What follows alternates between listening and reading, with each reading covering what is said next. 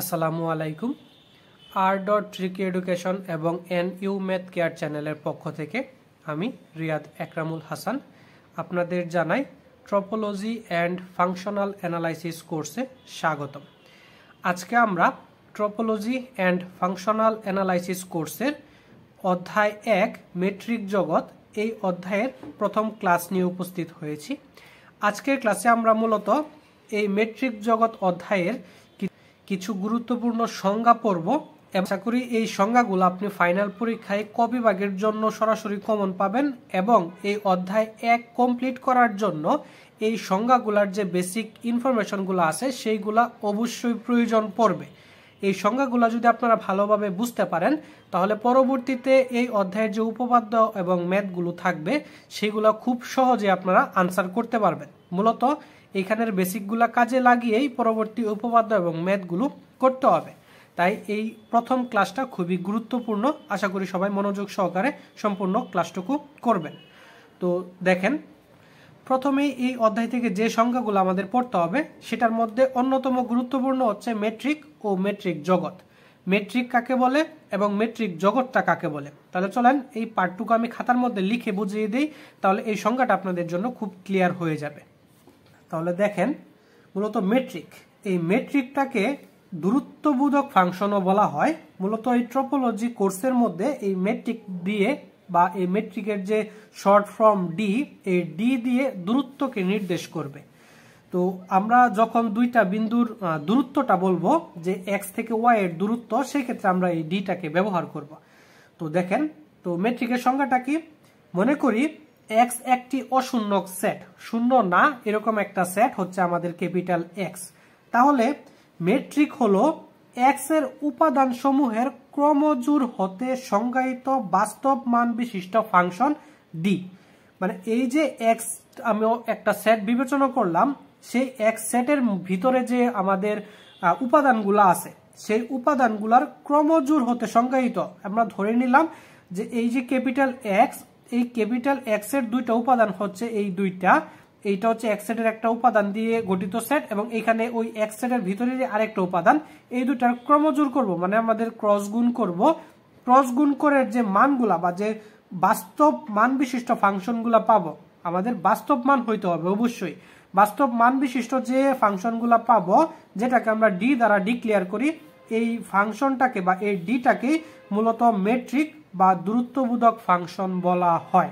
এই মেট্রিক বা দূরত্ববোধক ফাংশন হতে গেলে তার ভিতরে যে উপাদানগুলো থাকবে, যে উপাদানই থাকুক না কেন, এক্স ওয়াই জেড 1 2 3 4 যে উপাদানই থাকুক না কেন, সেই প্রত্যেকটা উপাদানকেই নিচের যে শর্তগুলা সেই শর্তগুলা সিদ্ধ করতে হবে। শর্তগুলা কি, যে যদি এক্স ওয়াই জেড এক্স এর উপাদান হয় বা এই এক্স যে অশূন্যক সেট ওই অশূন্যক সেটের উপাদান হয়, তার জন্য নিচের শর্তগুলো সিদ্ধ করে। কি কি শর্ত? শর্তগুলোর প্রথম শর্তটা হচ্ছে distance of X comma Y, X এবং ওয়াই এর দূরত্বটা অবশ্যই শূন্যের সমান অথবা শূন্য থেকে কি হবে, বড় হবে, সেটাকে বলা হয় হচ্ছে অঋণাত্মক বৈশিষ্ট্য। এবং এই distance of X Y is equal to 0 হতে পারে কখন, যদি এবং কেবল যদি এক্স এবং ওয়াই এর মানটা কি শূন্য হয়। এখন আমরা যদি ধরে নেই যে এখানে একটা বিন্দু, এখানে একটা বিন্দু, তো এই বিন্দুর এইটাকে হচ্ছে আমাদের এক্স বিন্দু, এটা হচ্ছে আমাদের ওয়াই বিন্দু। এখন এই দুইটা এই কন্ডিশনটা কিভাবে ফুলফিল করবে, যে এই এক্স এবং ওয়াই এর মধ্যকার যদি দূরত্ব নির্ণয় করতে চাই, তাহলে x minus Y is equal to 0 ধরে আমাদের দূরত্ব নির্ণয় করব। তো আমরা এই কন্ডিশনটা কখন হবে, যখন x is equal to y অথবা y is equal to x. তাহলে আমরা যদি y is equal to x বসাই, তাহলে x minus x is equal to 0, ultimately আসতেছে কত, 0। তার মানে শুধুমাত্র এই এক্স এর মানটা যদি ওয়াই এর সমান হয় বা ওয়াই এর মানটা যদি এক্স এর সমান হয়, তবে এই কন্ডিশনটা কি ফুলফিল করবে। এর পরবর্তীতে বলছে যে দূরত্ব এক্স থেকে ওয়াই পর্যন্ত যে দূরত্ব এবং ওয়াই থেকে এক্স পর্যন্ত সেম দূরত্ব, মানে আমি যদি এক্স থেকে ওয়াই পর্যন্ত দূরত্বটুকু বিবেচনা করি বা বলি, আবার সেটাকে আমরা এভাবেও বলতে পারবো যে ওয়াই থেকে এক্স পর্যন্ত দূরত্ব, তারা পরস্পর কি হবে, অবশ্যই সমান হবে। একে বলা হয় হচ্ছে প্রতিসাম্য বৈশিষ্ট্য। এর পরবর্তীতে আমাদের বলছে যে ত্রিভুজের অসমতা। এখন ত্রিভুজের অসমতাটা কি এবং এটা কিভাবে মনে রাখবেন, দেখেন আমি যদি একটা ত্রিভুজ অঙ্কন করি এখানে, যেখানে আমি একটা ধরলাম হচ্ছে এক্স, ওয়াই হচ্ছে জেড। তা আমরা সবসময় জানি যে ত্রিভুজের একটা বাহুর যে দূরত্ব তার বাকি যে দুইটা বাহু আছে ওই বাহুর দূরত্বের যোগফল থেকে অবশ্যই ছোট অথবা কি হবে সমান হবে।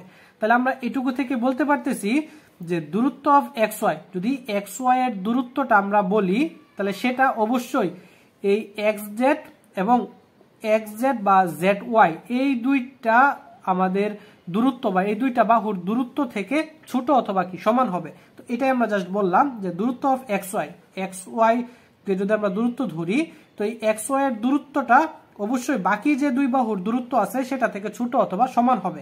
মানে দূরত্ব অফ এক্স থেকে জেড পর্যন্ত অথবা জেড থেকে ওয়াই পর্যন্ত এই দুইটা বাহুর দূরত্ব এর যোগফল থেকে কি হবে ছোট অথবা সমান হবে। এটাকে বলা হচ্ছে ত্রিভুজের অসমতা। তো এই যে কন্ডিশন বা এই যে শর্তগুলা, এই শর্তগুলা যদি আমাদের এক্স সেটে থাকা উপাদানগুলা মানে তবে ওই মান বিশিষ্ট যে ফাংশনটা হবে সেটাকে আমরা বলতে পারবো মেট্রিক বা সেটাকে ডি দ্বারা আমরা ডিক্লেয়ার করব। তো এই হচ্ছে মূলত মেট্রিকের সংজ্ঞাটা। তো মেট্রিকের সংজ্ঞাটা এখন আমরা বুঝতে পারছি। এখন আমরা জানবো যে মেট্রিক জগৎটা আসলে কি। দেখেন, কোনো অশূন্যক সেট এক্স এ সংজ্ঞায়িত একটি মেট্রিক হচ্ছে ডি। মানে এক্স যে আমাদের সেটটা ছিল ওই সেটের ভিতরের উপাদানগুলা তার যে মেট্রিক হওয়ার যে বৈশিষ্ট্য, মেট্রিক হওয়ার যে শর্ত সেগুলা মানার পর যে ফাংশনটা আমরা পাইছি সেই ডি, ওই ডি এবং আমাদের এই যে এক্স সেট এই দুইটাকে একসাথে বা সংযোগে এক্স কে আমরা কি মেট্রিক জগৎ বলবো। এই এক্স সেট এবং ওই সকল বৈশিষ্ট্য মানার পর যে ফাংশনটা হয়েছে ডি বা মেট্রিক ডি, ওই মেট্রিক ডি এবং এক্স সেটকে একসাথে বলা হয় হচ্ছে মেট্রিক জগৎ। আশা করি আপনারা বিষয়টা বুঝতে পারছেন। সংজ্ঞাটা দেখলেই বুঝতে পারবেন যে কোনো অশূন্যক সেট এক্স এ সংজ্ঞায়িত একটি মেট্রিক হচ্ছে ডি, সহযোগে এক্স কে একটা কি বলা হয় এই ডি সহযোগে এক্স কে একটি মেট্রিক জগৎ বলা হয়। একে এক্স কমা ডি আকারে লেখা যায়। এটা হচ্ছে মেট্রিক জগৎ লেখার নিয়ম। আশা করি মেট্রিক এবং মেট্রিক জগৎ কাকে বলে ক্লিয়ারলি আপনারা বুঝতে পারছেন। তাহলে যদি আপনারা এইগুলো বুঝে থাকেন তাহলে আমরা এই বইয়ের পরবর্তী যে গুরুত্বপূর্ণ সংজ্ঞাগুলো আছে সেগুলো আমরা একটু আলোচনা করে দিব। এছাড়াও বইয়ের মধ্যে আরো অনেক সংজ্ঞা আছে যেগুলা পরবর্তীতে কাজে লাগবে বা বেশি গুরুত্বপূর্ণ, সেগুলো মূলত আমি বুঝিয়ে দেওয়ার চেষ্টা করতেছি। এছাড়াও বাকি যে সংজ্ঞাগুলো আছে সেগুলো আপনি ক বিভাগের জন্য বা আপনার বেসিক ইনক্রিজ করার জন্য আপনারা নিজে থেকে পড়ে নেবেন। তো দেখেন, এখন যে সংজ্ঞাটা আমরা পড়াবো সেটা হচ্ছে খোলা গোলক। তো খোলা গোলকটা হচ্ছে ওপেন স্পেস। তো এই খোলা গোলকের সংজ্ঞাটা কি, যে মনে করি এক্স ডি একটি মেট্রিক জগৎ। মাত্র আমরা পড়ে আসছি যে মেট্রিক জগৎটা কিভাবে হয়। তাহলে আমরা মেট্রিক জগৎ হচ্ছে এক্স এবং ডি একটা কি মেট্রিক জগৎ, এবং ওই এক্স এর উপাদান হচ্ছে আমাদের এ। এই যে সেটটা ছিল এক্স ডি মেট্রিক জগতের ভিতরে যে সেটটা আছে এক্স, ওই এক্স এর সদস্য হচ্ছে আমাদের এ। তখন এই এক্স এর সদস্য এ হবে কখন, তখন যখন আর হচ্ছে শূন্য থেকে বড়। আর আরটা কি, আরটা হচ্ছে মূলত ওই গোলকের ভিতরে আমাদের যে খোলা গোলক অঙ্কন করব সেই গোলকের ব্যাসার্ধ, এটা হচ্ছে আমাদের কি আর। এর জন্য এস এ কমা আর এটাকে উন্মুক্ত গোলক বলা হয়। কোন কন্ডিশনে, কন্ডিশনটা হচ্ছে যে এক্স সাজ দ্যাট যদি এক্স হয় তাহলে ডিস্টেন্স অফ এ এক্স সেটা আর থেকে ছোট হবে। দেখেন এই চিত্রটা যদি আপনারা লক্ষ্য করেন তাহলে বিষয়টা ক্লিয়ার হয়ে যাবে। দেখেন মূলত আমাদের বলছে যে এই এক্সটা হচ্ছে আমাদের সেট, এই যে আবদ্ধটা এটা হচ্ছে আমাদের এক্স সেট, এর ভিতরে একটা হচ্ছে আমরা গোলক অঙ্কন করলাম সেটা হচ্ছে এটা। এখন এটুকুর ভিতরে আমি কেন্দ্র নিলাম হচ্ছে এ এবং তার ব্যাসার্ধ হচ্ছে আমাদের আর। এখন এই কেন্দ্র এ থেকে আর পর্যন্ত দূরত্বকে আমরা এস এ কমা আর আমরা বলবো, এবং এটাকে আমরা উন্মুক্ত গোলক বলতে পারবো। কখন বলতে পারবো, যখন এই গোলকের ভিতরেই একটা বিন্দু সেটা হচ্ছে এক্স, যেটা আমার ব্যাসার্ধের সমান না। মানে গোলকের অভ্যন্তরে থাকা একটা বিন্দু, সেটা যে কোনো জায়গায় হইতে পারে, এখানেও হইতে পারতো, এখানেও হইতে পারতো, এখানেও হইতে পারতো, যে কোনো জায়গায় একটা তার বিন্দু যেটা হচ্ছে তার ভিতরে ব্যাসার্ধ থেকে ছোট। তাহলে আমরা বলতে পারবো ওই কেন্দ্র থেকে ওই যে বিন্দুটা আমরা ধরবো, ওই বিন্দুর যে দূরত্বটা সেই দূরত্ব তার ব্যাসার্ধ থেকে অবশ্যই কি হবে ছোট হবে। নর্মাল বিষয় যে তার যে দূরত্বটা মানে কেন্দ্র থেকে নতুন যে বিন্দুটা আমরা ধরলাম এক্স, এই ডিস্টেন্স এই দূরত্বটা অবশ্যই আর যে ব্যাসার্ধটা আমরা ধরছি ওই ব্যাসার্ধ থেকে ছোট হবে। তবেই আমরা বলতে পারবো সেটা একটা উন্মুক্ত গোলক।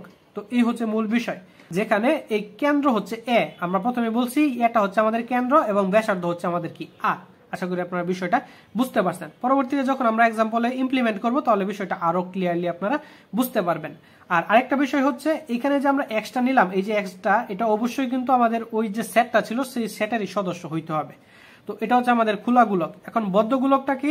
বদ্ধ গোলকটাও সেম কাহিনী, জাস্ট আমাদের পার্থক্যটা হবে এই যে এক্স এর দূরত্বটা ধরছিলাম, মানে এক্সটা যে আমরা ধরছিলাম সেটা খোলা গোলকের ক্ষেত্রে অবশ্যই ব্যাসার্ধ থেকে ছোট হইতে হবে, মানে আমাদের ওই বিন্দু বা ওই গোলকের ভিতরে অবস্থান করতে হবে। আর বদ্ধ গোলকের ক্ষেত্রে সেই এক্স এর দূরত্বটা আমাদের ব্যাসার্ধের সমানও হইতে পারে। এইটুকুই হচ্ছে মেজর পার্থক্য। আর লেখার পার্থক্যের মধ্যে হচ্ছে খোলা গোলককে অবশ্যই সবসময় ফার্স্ট ব্র্যাকেট দ্বারা লিখতে হয়, বদ্ধ গোলককে সবসময় থার্ড ব্র্যাকেট দিয়ে আবদ্ধ করতে হয়।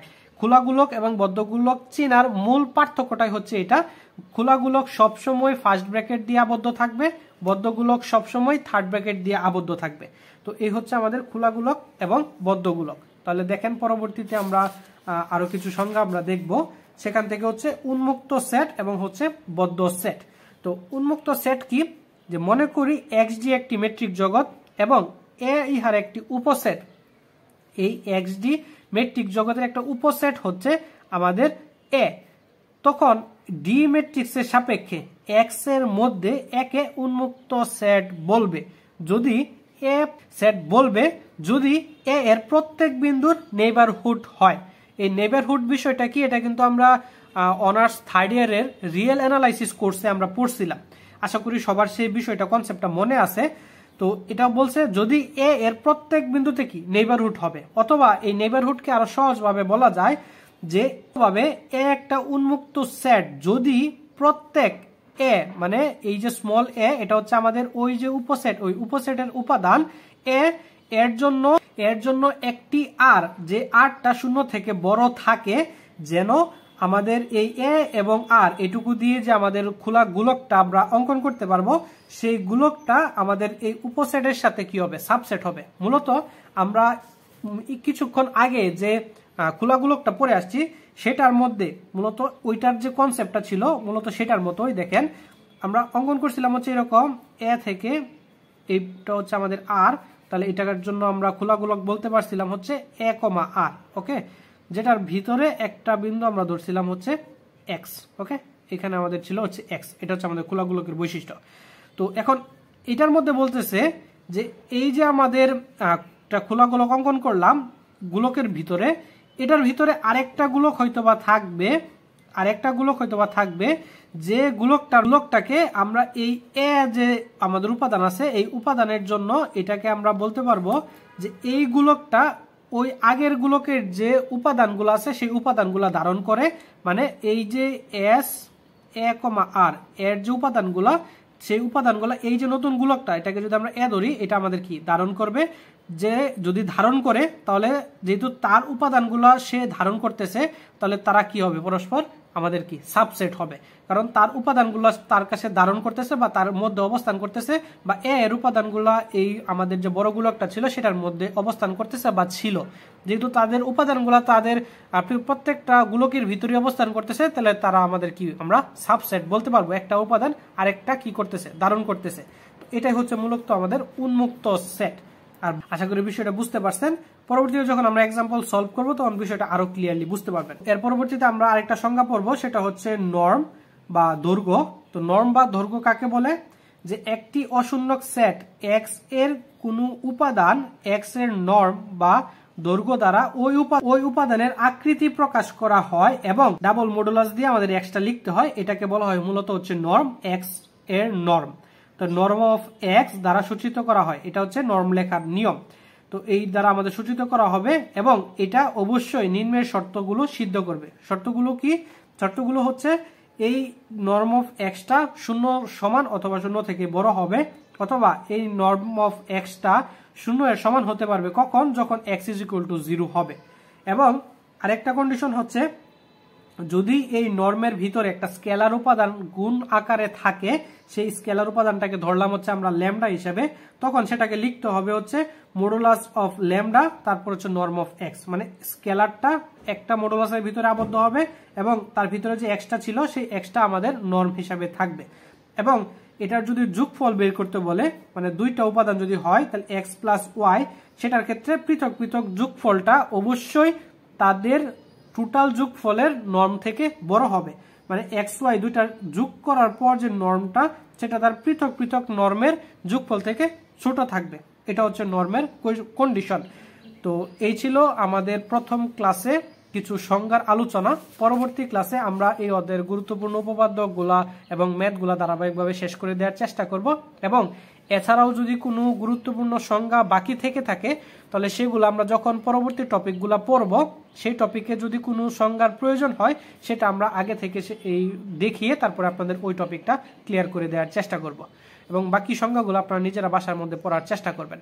তো এই ছিল আজকের ক্লাস। পরবর্তী ক্লাসে আমরা পরবর্তী যে কোনো উপপাদ্য এবং ম্যাথ নিয়ে উপস্থিত হব। ধন্যবাদ।